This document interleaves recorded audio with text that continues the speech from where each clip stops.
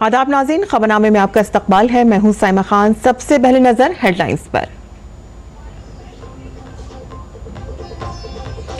वज़ीर आज़म नरेंद्र मोदी आज से उड़ीसा के 3 रोज़ा दौरे पर। पीएम अरकान पार्लियामेंट, एमएलएज और ओहदेदारों से करेंगे मुलाकात। जलसा आम से भी करेंगे खिताब।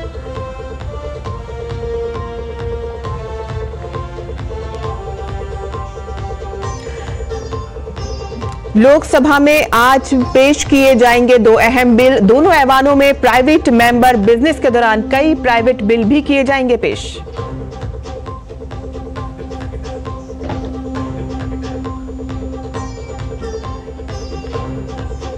आज महाराष्ट्र के वजीर आला के सिलसिले में सूरत हाल वाज़े होने की उम्मीद। अमित शाह के घर देर रात तक जारी रही मीटिंग। महायुति के तीनों लीडरों ने की शिरकत।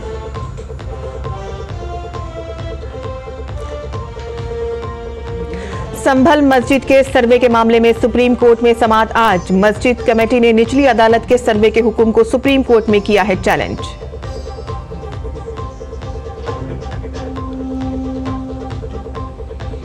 आईसीसी चैंपियंस ट्रॉफी के इनेकाद से मुतालिक आज हो सकता है हतमी फैसला और इस मामले पर आईसीसी बोर्ड की मीटिंग आज।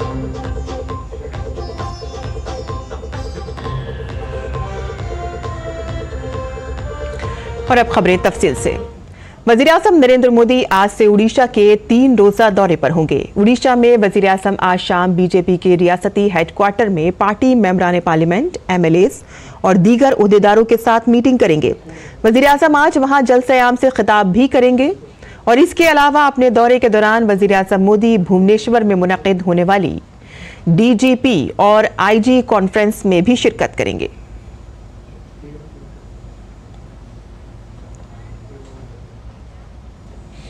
वज़ीर आज़म नरेंद्र मोदी उड़ीसा जा रहे हैं। वज़ीर आज़म उड़ीसा में कई प्रोग्रामों में शिरकत करेंगे और इसके साथ ही वज़ीर आज़म डीजीपी कॉन्फ्रेंस में भी शिरकत करेंगे। डीडी न्यूज़ के नुमाइंदे नीरज सिंह ने उड़ीसा के वज़ीर आला मोहन चरण मांझी के साथ खुसूसी बातचीत की कि वज़ीर आज़म का उड़ीसा प्रोग्राम कैसा रहेगा। प्रधानमंत्री उड़ीसा आ रहे हैं, प्रधानमंत्री का किस तरह का कार्यक्रम रहेगा। उड़ीसा के मुख्यमंत्री खुद हमारे साथ हैं। सर, प्रधानमंत्री आ रहे हैं, किस तरह का कार्यक्रम रहेगा प्रधानमंत्री का? हम बहुत खुश हैं कि प्रधानमंत्री यशस्वी प्रधानमंत्री नरेंद्र मोदी जी उड़ीसा आ रहे हैं, भुवनेश्वर आ रहे हैं।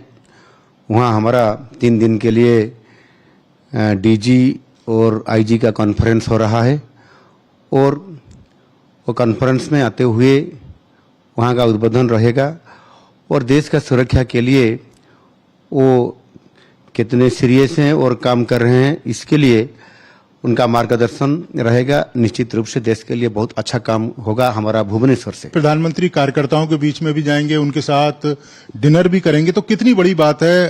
पार्टी के कार्यकर्ता को कितना उत्साह मिलता है कि प्रधानमंत्री उसके साथ बैठा हुआ है। प्रधानमंत्री जी पार्टी ऑफिस हो जाएंगे। पार्टी ऑफिस आने के बाद वो हमारा जो ऑल एमपीज, एमएलएज और ऑफिस बेयरर जो पदाधिकारी लोग हैं उनके साथ भी 1 घंटा के लिए उनका बैठक होगा और फोटो सेशन भी होगा और उनके साथ डिनर भी होगा। इसलिए हमारा उड़ीसा की जो सारी लोग और कार्यकर्ता अधिकारी लोग सब बहुत खुश हैं और 3 दिन वहाँ रहेंगे प्रधानमंत्री जी। वो हमारे लिए बहुत गौरव की बात है। पहली बार सर उड़ीसा में डीजीपी कॉन्फ्रेंस हो रही है, उड़ीसा के लिए कितनी बड़ी बात है? बहुत बड़ी बात है कि उड़ीसा के लिए पहली बार डीजी और IG conference, all India conference हो रहा है।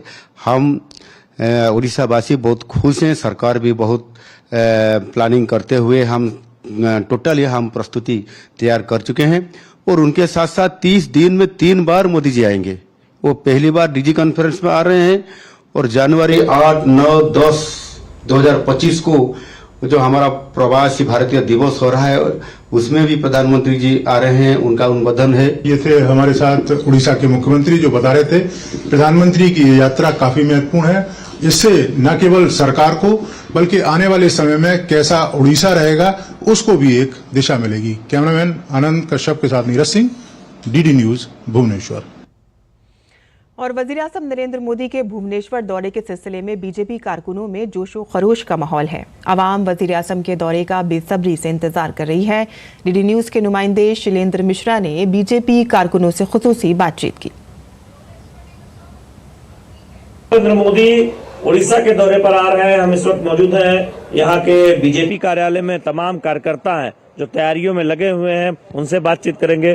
प्रधानमंत्री आ रहे हैं, आप लोगों को मौका मिलेगा उनको सुनने का, कि क्या कहना चाहेंगे? स्वाधीनता के बाद पहला बार देश के प्रधानमंत्री 3 दिन के लिए आ रहे हैं हमारा प्रदेश को, ये बड़ा गर्व की बात है, बहुत खुशी की बात है। प्रधानमंत्री आ रहे हैं। अभी 3 महीने में ये दो प्रोग्राम है प्रधानमंत्री जी का। अभी तो डीजी कॉन्फ्रेंस के लिए आ रहे हैं, फिर जनवरी के महीने में भी प्रवासी भारतीय दिवस है, वो भी उड़ीसा में हो रहा है। हम लोग सौभाग्यशाली हैं कि हमको प्रधानमंत्री इतना हमको प्रायोरिटी देते हैं उड़ीसा को। सिर्फ कार्यकर्ता नहीं, पूरा उड़ीसा वासी के लोगों के मन में उत्साह है और पहली बार ऐसा हो रहा है कि प्रधानमंत्री हमारी राज्य में, हमारी उड़ीसा में 3 दिन रात में रुक रहे हैं। और इससे बड़ा बात है कि प्रधानमंत्री जब भी उड़ीसा आते हैं वो हमेशा उड़ीसा के लोगों के साथ कनेक्ट करते हैं। हम लोग मोदी जी आ रहे हैं, बहुत खुश है और सारे कार्यकर्ता आ रहे हैं और बाहर से सारे ऑफिसर लोग आके सब दौरे पे चेकिंग करके जा रहे हैं कैसे आएंगे। हम भव्य स्वागत के लिए तैयार है। हम तो बहुत खुश है और कार्यकर्ता भी बहुत खुश है और सब उड़ीसा वासी भी खुश है। बड़े से बड़े वेलकम होगा, इसलिए हम सारी तैयारी करते हैं और बहुत खुश है। मोदी जी आ रहे हैं, इस बार पहली बार 3 दिन के लिए आ रहे हैं। जब 2014 से वो पहले प्रधानमंत्री बने तब से आज तक कभी भी हमारा उड़ीसा को इग्नोर नहीं किए हैं उन्होंने। कभी भी जब हमारा साइक्लोन हुआ है, कुछ भी हुआ है, हर वक्त मदद का हाथ बढ़ाए हैं। अब जब 3 दिन के दौरे पर प्रधानमंत्री नरेंद्र मोदी उड़ीसा आ रहे हैं तो यहाँ बीजेपी मुख्यालय में, राज्य बीजेपी मुख्यालय भी आएंगे और कार्यकर्ताओं को मौका मिलेगा प्रधानमंत्री नरेंद्र मोदी को सुनने का। प्रधानमंत्री नरेंद्र मोदी का बीजेपी के मुख्यालय में भी कार्यक्रम है। कैमरामैन कमलेश के साथ शैलेंद्र मिश्र, डीडी न्यूज, भुवनेश्वर। और पार्लियामेंट के सरमाई इजलास में आज लोकसभा में 2 अहम बिलों को मेज पर रखा जाएगा। वजीर खजाना निर्मला सीतारमण ऐवान में बैंकिंग लॉज तरमीमी बिल 2024 पेश करेंगी और इस बिल के जरिए reserve bank of India act 1934, banking regulation act 1949 और state bank of India act 1955 के सेशंस में तरमीम की जाएगी। लोकसभा में रेलवे के वजीर अश्वनी वैष्णव रेलवे के तरमीमी बिल 2024 को ऐवान में पेश करेंगे ताकि बिल को मंजूर किया जा सके। इस बिल में रेलवे तरमीमी एक्ट 1989 में तब्दीली लाने का इल्तिजाम है और इसके साथ ही लोकसभा में कई अहम तजवीज़ पेश की जाएंगी। आज प्राइवेट मेंबर बिजनेस के दौरान अरकान पार्लियामेंट कई प्राइवेट बिल भी पेश करेंगे। अगर राज्यसभा के एजेंडे की बात करें तो आज ऐवान बाला में वक्फा सवालात के दौरान मुख्तलिफ वजारतों से अहम सवालात पूछे जाएंगे। मुख्तलिफ वजारतों से मुतालिक अहम कागजात राज्यसभा में पेश किए जाएंगे और इसके अलावा राज्यसभा में भी आज प्राइवेट मेंबर बिजनेस के दौरान अरकान पार्लियामेंट कई प्राइवेट बिल पेश करेंगे। सदर जमहूरिया द्रौपदी मुर्मू तमिलनाडु के अपने 4 रोजा दौरे के एक हिस्से के तौर पर आज नीलगिरी जिले में उदक मंडलम पहुंचेंगी। इस दौरान सदर मुर्मू उदक मंडलम के राजभवन में कबायली खवातीन, सेल्फ हेल्प ग्रुप के अरकान और जिला नीलगिरी की कबायली बिरादरी के अरकान से बातचीत करेंगी। तमिलनाडु के अपने दौरे के दौरान सदर ने जुमेरात को defence services staff college Wellington के तलबा और अफसरान से खिताब किया। महाराष्ट्र के वजीर आला से मुतालिक सूरत हाल आज वाज़ेह होने की उम्मीद है। देर रात तक दिल्ली में मरकजी वजीर दाखिला अमित शाह के घर पर एक अहम मीटिंग हुई जिसमें महायुति के तीनों लीडरों देवेंद्र फडणवीस, एकनाथ शिंदे और अजीत पवार ने शिरकत की। इनके अलावा बीजेपी के कौमी सदर जेपी नड्डा भी मीटिंग में मौजूद थे। ये मुलाकात तकरीबन 2 घंटे तक जारी रही। एक दिन पहले बीजेपी के कौमी जनरल सेक्रेटरी विनोद तावड़े ने अमित शाह से उनके घर पर मुलाकात की थी। कांग्रेस के सीनियर लीडर और साबिक मरकजी वजीर पी चिदम्बरम के एक हालिया बयान के बाद बीजेपी मुसलसल कांग्रेस पर हमला कर रही है। एक हालिया प्रोग्राम के दौरान उन्होंने कहा था कि तीसरी बार हुकूमत में 240 सीटों के साथ इक़्तिदार में आने वाली बीजेपी ने पिछली बार के मुकाबले काम करने के अंदाज में कोई तब्दीली नहीं की है। उन्होंने ये भी कहा कि उन्हें इंतखाबात के लिए ईवीएम के इस्तेमाल के हवाले से कोई बुरा तजुर्बा नहीं है। पी चिदम्बरम के इस बयान के बाद बीजेपी के तर्जुमान शहजाद पूनावाला ने कहा कि कांग्रेस पार्टी के अंदर राहुल गांधी की बातों को भी संजीदगी से नहीं लिया जा रहा है।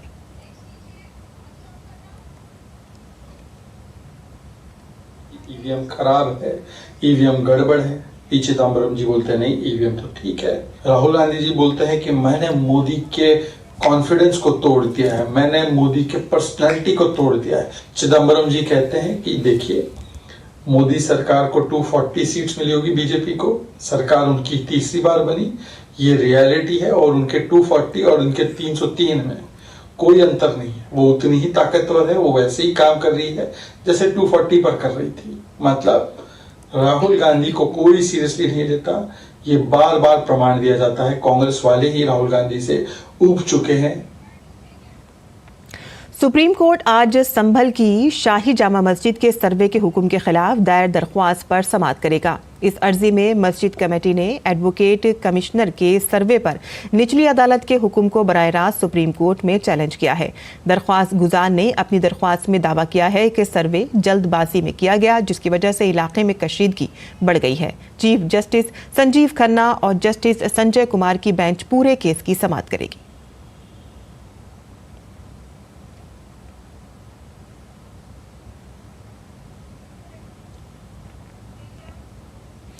मध्य प्रदेश के वजीर आला मोहन यादव ने अपने बरतानिया और जर्मनी के दौरे पर कहा कि इत्मीनान है कि हमने जो मंसूबा बनाया था उसके मुताबिक हमें कामयाबी मिली और मुझे भी समझने और सीखने का मौका मिला।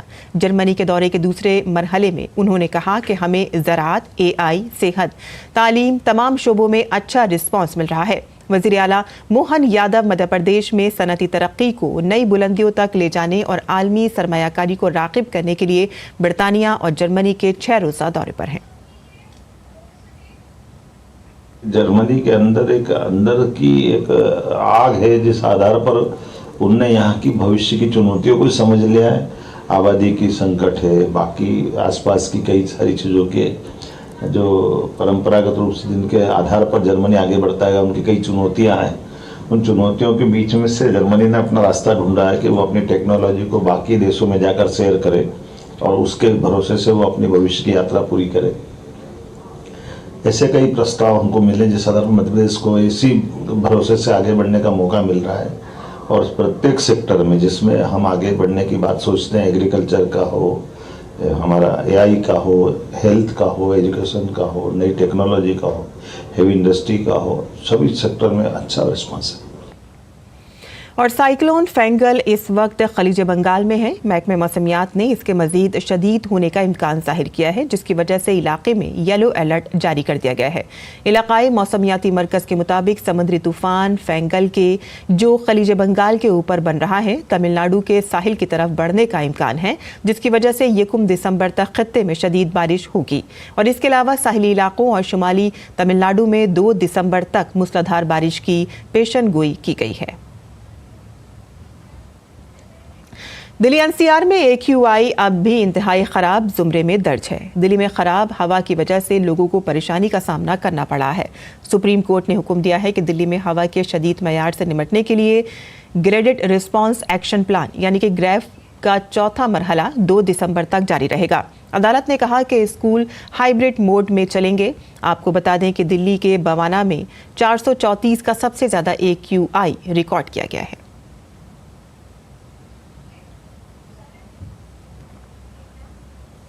मरकजी हुकूमत सड़क हादसात को रोकने के लिए कई महाजों पर काम कर रही है। सर्दियों के मौसम में धुंध की वजह से हद निगाह कम होने से सड़क हादसात के इम्कानात बढ़ जाते हैं। ऐसे में नेशनल हाईवे अथॉरिटी के इलाकाई दफातर को धुंध की वजह से कम बसारत के मसले से निपटने के लिए कई इक़दामात करने की हिदायत दी गई है। हिदायत में कहा गया है कि बसारत बढ़ाने के लिए तमाम ज़रूरी इक़दामात किए जाएं ताकि हादसात को रोका जा सके। इक़दामात को 2 ज़ुमरों में तकसीम किया गया है। पहला इंजीनियरिंग इक़दामात और दूसरा सिक्योरिटी आगाही। इंजीनियरिंग के इक़दामात में ख़राब सड़क और दीगर निशानात की मरम्मत और सड़क में लगाए गए धुंधले या नाकाफी निशानात शामिल हैं। हादसों से महफूज रखने के लिए सोलर ब्लिंकिंग और दीगर निशानात को ठीक करने का हुक्म दिया गया है। वजारत ने सड़क हादसात को रोकने के लिए बेदारी मुहिम चलाने का फैसला किया है। इस मुहिम के तहत लोगों को धुंध के हवाले से अलर्ट जारी करने का और गाड़ियों की रफ्तार कम करने के हवाले से मालूमात फराहम की जाएगी। ड्राइवरों को धुंध के दौरान 30 किलोमीटर फी घंटे की रफ्तार से गाड़ी चलाने की हिदायत दी जाएगी। टोल प्लाजों और कम्युनिटी सेंटर्स पर लोगों को हिफाजत के बारे में आगाह करने के लिए काम किया जाएगा। वजारत ने फील्ड अफसरान से कहा है कि वो रात के वक्त हाईवे की फ़क्तन निगरानी करें और इसके अलावा खुद मुख्तार इंजीनियर और ठेकेदार से कहा गया है कि वो हिफाजत के लिए मरम्मत के मकामात का पता लगाने के लिए इक़दाम करें। हादसात की रोकथाम के लिए हाईवे पेट्रोल की गाड़ियां घनी धुंधले वाले इलाकों में तैनात की जाएंगी। मुमकिना एक्सीडेंट वाले मकामात की बेहतरी के लिए फील्ड अफसरान को माली इख्तियारात दिए गए हैं और उनका इस्तेमाल धुंध के मौसम के दौरान मरम्मत और हिफाजत को बढ़ाने के लिए किया जाएगा। मुल्क के पब्लिक ब्रॉडकास्टर प्रसार भारती ने हाल ही में OTT प्लेटफॉर्म के मैदान में कदम रखते हुए वेव का आगाज किया है। ये डिजिटल प्लेटफॉर्म के मैदान में रखते हुए वेव का आगाज किया है। ये डिजिटल मीडिया और OTT नाजरीन को एक मुकम्मल इंफोटेनमेंट इकोसिस्टम फराहम करता है। अगर आप भी मुफ्त में ज़बरदस्त कंटेंट चाहते हैं तो आज ही डाउनलोड करें। आप QR कोड के जरिए वेव अप ऐप भी डाउनलोड कर सकते हैं।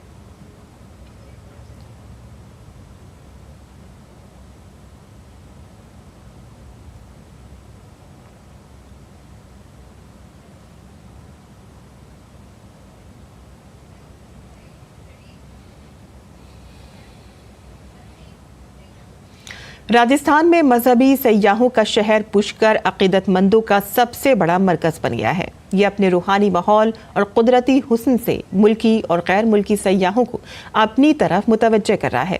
यहाँ ब्रह्म मंदिर के अलावा यहूदियों की इबादतगाह भी है और इसकी खास बात यह है कि ये 8 महीने बंद रहता है और बाकी 4 महीने खुला रहता है। और इस वक्फे में यहूदियों का मशहूर त्यौहार सुकूत भी मनाया जाता है। पुष्प पर कर देखिए हमारी ये खुसूसी रिपोर्ट। तीर्थ यात्रियों का शहर पुष्कर अकीदतमंदों के अकीदे का सबसे बड़ा मरकज है। यहाँ का रूहानी माहौल और कुदरती हुस्न हमेशा मुल्की और गैर मुल्की सयाहों को अपनी तरफ मुतवज्जे करता रहा है। अजमेर एक ऐसा जिला है जो जितना खूबसूरत नजर आता है इसे मजहबी तौर पर बाशऊर भी कहा जा सकता है। हिंदुओं, मुसलमानों, सिखों और जैनों के अलावा यहूदी भी ब्रह्म नगरी पुष्कर को पसंद करते हैं। यहाँ पुष्कर में एक यहूदी कैंप भी बनाया गया है। हाल ही में बड़ी तादाद में इजरायली यहाँ पहुंचे हैं। What I love about Chabad, so they invite every man, no asking question. If you want to come, you're welcome here. And the whole mission of Chabad here in India and all the world, we have 4,000 branches around the world. All the same have the same mission to bring the Mashiach, to bring the redemption. When there will be no more in the world. बेत खबात यानी कि यहूदियों की इबादतगाह जो यहाँ तकरीबन 22 साल कबल कायम हुई थी। यहाँ की खास बात यह है कि ये साल के 8 महीनों तक बंद रहता है और सिर्फ 4 महीनों के लिए खुलता है, जहाँ 1 हफ्ते का तवील त्यौहार सुकौत मनाया जाता है, जिसकी वजह से यहाँ की चमक बढ़ जाती है। इस त्यौहार के दौरान पुष्कर इजरायली अकीदतमंदों के साथ गूंज रहा है। हाल ही में सुकौत मनाने के बाद भारत आने वाले इजरायलियों को पुष्कर में तफरीह करते हुए देखा जा सकता है। पुष्कर में इजरायलियों के भी अच्छे तिजारती ताल्लुकात हैं। दरअसल पुष्कर में चांदी और मसनूई जेवरात का काम किया जाता है। खबात हाउस के मैनेजर ने बताया कि पुष्कर आने वाले गैर मुल्की सयाहों में हमेशा इजरायली सयाहों की तादाद ज्यादा रहती है। तो हिंदू धर्म भी यही कहता है और इजराइल धर्म भी यही कहता है कि आप अच्छे रास्ते पे जाओ और भगवान से कनेक्शन रखो, प्रे करो तो आपका अच्छा दिन निकलेगा। और अभी काफ़ी तादाद में यहाँ पे इजराइल ग्रुप आए हुए हैं और वो कैमरे फेयर में देख रहे हैं और उनको बहुत अच्छा लग रहा है। यहाँ की धार्मिकता है, या जो पुष्कर जो धार्मिक स्थल है पुष्कर सरोवर के कारण है, ब्रह्म मंदिर के कारण है। तो जैसे दूसरे लोग आते हैं वैसे ही ये स्पिरिचुअल भी होते हैं अपने जैसे, तो इसलिए ये भी पुष्कर आते हैं काफी लोग और वो बहुत लाइक करते हैं पुष्कर। आपको बताते चले कि मुल्क में कुल 18 बेत खबात बनाए गए हैं। इनमें सबसे बड़ा बेत खबात अब पुष्कर बन चुका है। इसके नतीजे में इजरायली सयाह मकामी लोगों के साथ घुल मिल जाते हैं। इजरायली ज़ायरीन यहाँ की कुदरती खूबसूरती और अकीदत की तरफ राग़िब होते हैं। यही वजह है कि ब्रह्म नगरी से इजरायली सयाहों की बेपनाह मोहब्बत की वजह से खबात हाउस का कयाम अमल में आया है, जो यहाँ आने वाले इजरायली शहरियों की मदद के लिए काम करता है। पुष्कर हमेशा से इजरायली सयाहों के लिए पसंदीदा रहा है और बहुत सी इजरायली लड़कियां यहाँ अपनी मर्जी से आती हैं और शादी करके यहाँ रहने लगती हैं। Bureau report, DD news Urdu खबरें। और बैनुल-अक़वामी खबरों की बात करें तो अफ्रीकी मुल्क युगांडा में लैंडस्लाइडिंग ने तबाही मचा दी है। युगांडा के मुतादिद देहातों में शदीद बारिशों के नतीजे में दर्जनों मकानात के मिट्टी के तोदे में दबने से 15 अफराद हलाक और 100 लापता हैं। युगांडा अक्टूबर से गैर मामूली तौर पर शदीद बारिश का सामना कर रहा है, जिसकी वजह से कुछ इलाकों में बड़े पैमाने पर सैलाब और लैंडस्लाइडिंग हुई है। युगांडा नेशनल रोड अथॉरिटी और पुलिस के मुताबिक मंगल को होने वाली तूफानी बारिश के बाइस दरियाए नील, जिसकी मरकजी शाख युगांडा से गुजरती है, अपने किनारों से बाहर आ गई, जिससे मुल्क को शुमाल मगरिब से मिलाने वाली एक शाहरा पर सैलाब आ गया। और नाज़रीन, पेश है दिल्ली से शाये उर्दू अखबारात का मुख्तसर जायजा।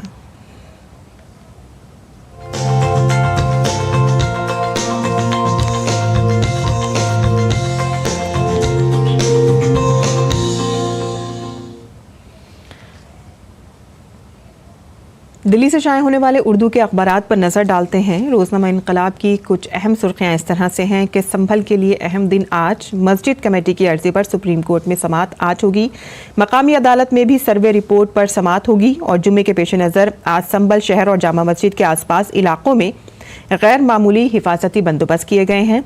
चंदोसी की अदालत में समाअत के दौरान ड्रोन से निगरानी की जाएगी। इस अखबार के आलमी सफ़े पर जो खबरें शाया हुई हैं वो भी बता देते हैं आपको, जहां कतर के वज़ीर आज़म शेख मोहम्मद बिन अब्दुल रहमान अल सानी ने अपने मुल्क की जानिब से उम्मीद जाहिर की है कि लबनान में जंगबंदी गजा तक फैल जाएगी और जंगबंदी के लिए तुर्की, मिस्र, इजराइल और दीगर मुल्कों के साथ अमेरिका कोशिश करेगा। आगे बात करते हैं, जहां नौ मुंतखब अमेरिकी सदर डोनाल्ड ट्रंप ने रूस यूक्रेन जंग के खात्मे के लिए अपने खुसूसी मंदूब के तौर पर रिटायर्ड जनरल कैलोक को मंदूब करार दिया है। और वो इससे बता दें कि ये जो इनके जो रिटायर्ड जनरल हैं, ये इससे पहले व्हाइट हाउस के नेशनल सिक्योरिटी काउंसिल के चीफ ऑफ स्टाफ रह चुके हैं।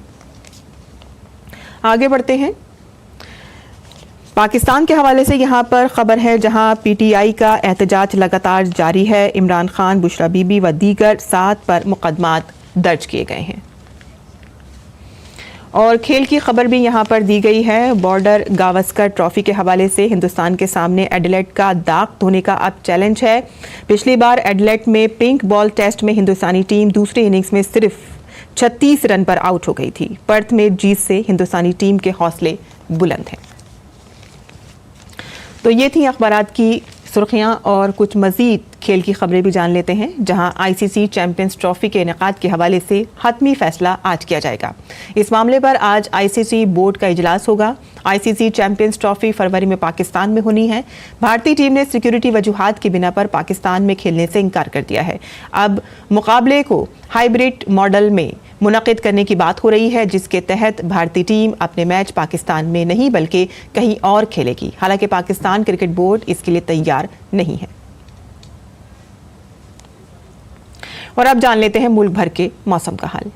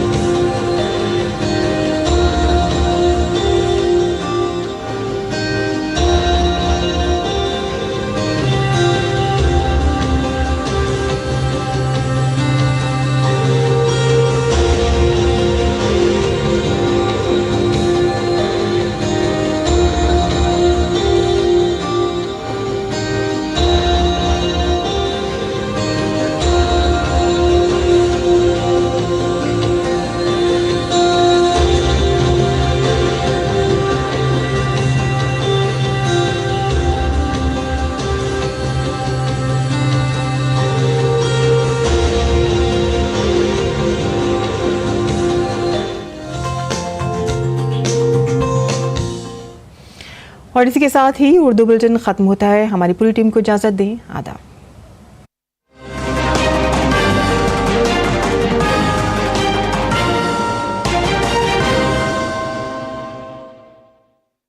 लुटा के मुझ पर